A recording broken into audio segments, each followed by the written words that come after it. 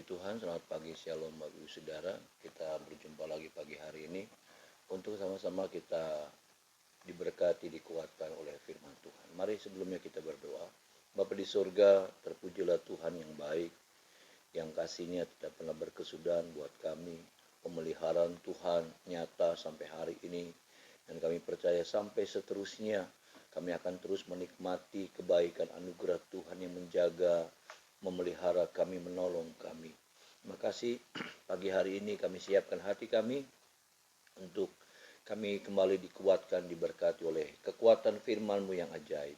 Sama-sama kami buka hati kami dan kami terima firman-Mu dalam nama Tuhan Yesus. Haleluya. Amin. Puji Tuhan, Bapak Ibu Saudara. Pagi ini pembacaan firman Tuhan kita masuk di dalam kitab Ibrani pasalnya yang ketiga. Kita akan lihat bersama pada ayatnya yang ke-17 sampai ayatnya yang ke-19, Saudara. Saya akan bacakan buat Bapak Ibu Saudara sekalian, ayat 17, Ibrani 3 ayat 17 sampai 19. Dan siapakah yang ia murkai 40 tahun lamanya? Bukankah mereka yang berbuat dosa dan yang mayatnya bergelimpangan di padang gurun? Dan siapakah yang telah ia sumpahi bahwa mereka takkan masuk ke tempat perhentiannya? Bukankah mereka yang tidak taat? Ayat 19 terakhir. Demikianlah kita lihat bahwa mereka tidak dapat masuk oleh karena ketidakpercayaan mereka. Di Tuhan, saudaraku, kita melihat sebetulnya dari ayat 17 sampai 19 ini adalah saya menemukan 3 penyebab mengapa bangsa Israel tidak diizinkan oleh Tuhan, ya, hanya 2 orang saja yang diizinkan, saudaraku, Yosua dan Kaleb, tetapi yang lainnya tidak diizinkan masuk ke dalam tanah Kanaan. Saya menemukan 3 hal, saudaraku, dalam ayat pembacaan ayat 17 sampai 19. Tetapi saya hanya ambil satu saja dalam ayat yang terakhir, saudaraku, ya. Karena pada ayat yang ke-17 ini bicara tentang dosa, ayat yang ke-18 penyebab mereka tidak masuk karena ketidaktaatan mereka. Tetapi yang menarik yang saya mau angkat pada pagi hari ini ayat yang ke-19, demikian firman Tuhan, demikianlah kita lihat bahwa mereka tidak dapat masuk oleh karena ketidakpercayaan mereka. Ternyata, saudaraku, ketidakpercayaan bangsa Israel itu berakibat fatal sekali.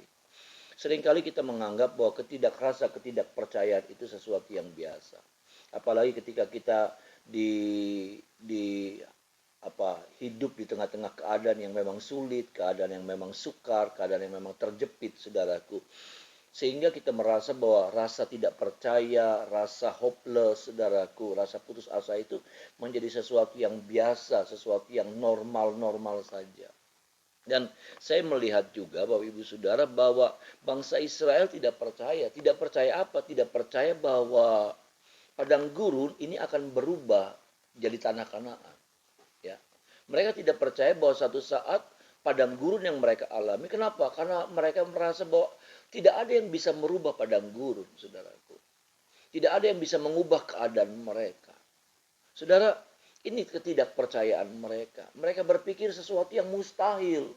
Untuk padang gurun ini mereka bisa tinggalkan dan mereka masuk kepada apa yang Tuhan janjikan. Tanah Kanaan, tanah yang limpah dengan susu dan madu. Dan saudara harus tahu bahwa ternyata ketidakpercayaan itulah, saudaraku, yang jadi penyebab, saudara. Bukan hanya dosa, bukan hanya ketidaktaatan. Tetapi yang kita lihat, yang kita anggap bahwa ini remeh-temeh. Ketidakpercayaan, ragu, saudaraku, ya, terhadap janji Tuhan. Itu pun menjadi sesuatu penyebab, ya, penyebab besar bahkan tidak masuknya bangsa Israel di dalam tanah Kanaan. Kalau saya boleh bacakan dalam terjemahan yang lain, terjemahan firman Allah yang hidup, berkata demikian, hampir sama, saudara. Mengapa mereka tidak dapat masuk? Sebab mereka tidak beriman kepadanya. Beriman, saya pernah katakan bahwa beriman bukan cuma tentang percaya, tetapi juga beriman bicara tentang hubungan, ya, karena beriman itu, iman itu dalam bahasa yang lain disebut pistis, saudara. Saudara, bagaimana kita melihat ayat-ayat ini, saudaraku? kita diingatkan tentang percaya kita. Percaya kita, saya percaya, ini hasil dari sebuah hubungan kita dengan Tuhan. Hubungan yang benar, hubungan yang intim dengan Tuhan. Ketika kita juga memiliki hubungan yang dekat dengan seseorang, maka disitulah kemudian terbangun rasa percaya. Artinya, saudaraku, kalau sampai kita tidak memiliki rasa percaya, itu menjadi sebuah indikator. Artinya bahwa hubungan kita nggak beres sama Tuhan. Hubungan kita nggak sehat sama Tuhan. Hubungan kita punya jarak sama Tuhan. Hubungan kita renggang sama Tuhan.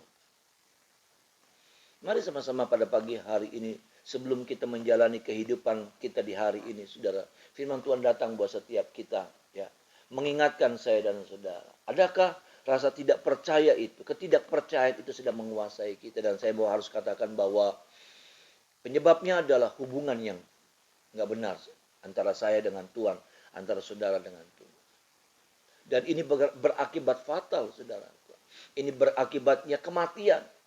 Ya, kita tidak bicara tentang tanah Kanaan itu, saya tidak berani berkata bahwa ini bicara sorga.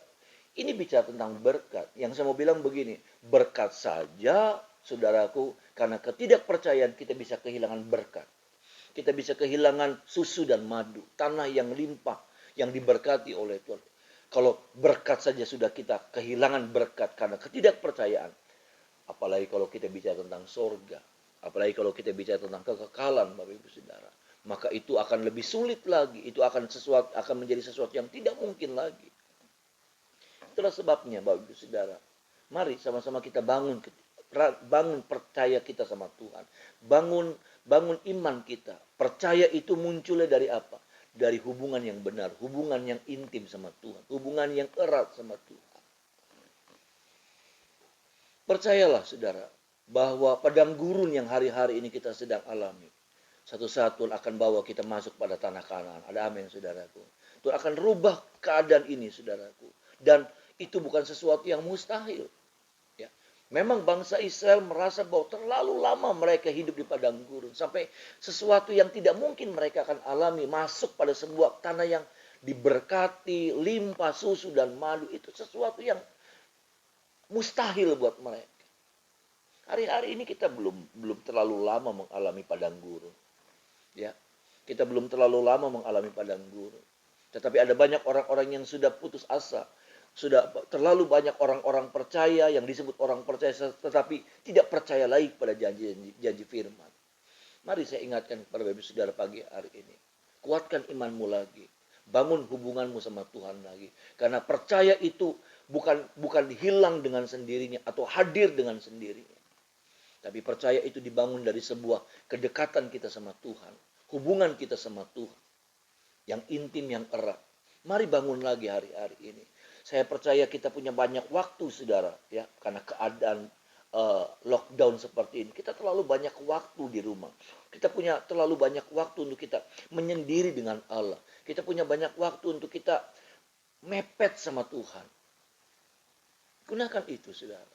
Karena saya percaya hanya orang-orang yang menjaga kepercayaannya, mereka lah yang akan diizinkan mengalami perubahan hidup dari padang gurun masuk di tanah Kanaan. Dari keadaan yang sengsara menderita, masuk dalam satu keadaan yang dirubah, diberkati, dilimpahi dengan segala kebaikan-kebaikan Tuhan. Puji Tuhan, biar firman Tuhan pada pagi hari ini sama-sama boleh memberkati setiap kita, Bapak Saudara. Boleh menolong setiap kita. Saudara, kita nggak bisa bangun percaya itu. Kita nggak bisa bilang begini, untuk kita percaya, kita bilang, saya percaya. Nggak bisa. Ya, apa yang harus kita buat? Perbaiki hubungan saudara dengan Tuhan. Bangun lagi mezbah yang selama ini sudah tidak ada api lagi di atasnya. Bangun lagi korban. Taruh lagi korban di atas mezbah. Supaya ada api yang terbakar lagi di atas mezbah itu. Saudara, ada satu ukupan, ada satu bau-bau harum yang kita naikkan lagi sama Tuhan. Puji Tuhan. Kira firman Tuhan pada pagi hari ini boleh memberkati kita. Saya pernah umumkan bahwa GSPDI kita punya jadwal, punya kegiatan doa berantai di hari-hari ini, saudaraku. Dan gereja kita mendapat giliran jam 12 malam. Mari, saudara, pakai waktu itu. Saya percaya itu waktu-waktu yang indah di mana kita bisa mendekat, kita bisa menyendiri dengan Tuhan. Ayo manfaatkan, saudaraku. Jangan biarkan engkau terus lemah, apimu padam, saudaraku. Hubunganmu jadi renggang sama Tuhan. Sehingga dari hubungan yang renggang itu, percaya itu jadi hilang, susut, pupus, akhirnya punah. Tuhan menolong setiap kita. Tuhan memberkati setiap kita pagi hari ini. Saya mau berdoa buat Bapak Ibu Saudara. Bapak di sorga, terpujilah Engkau Allah yang baik.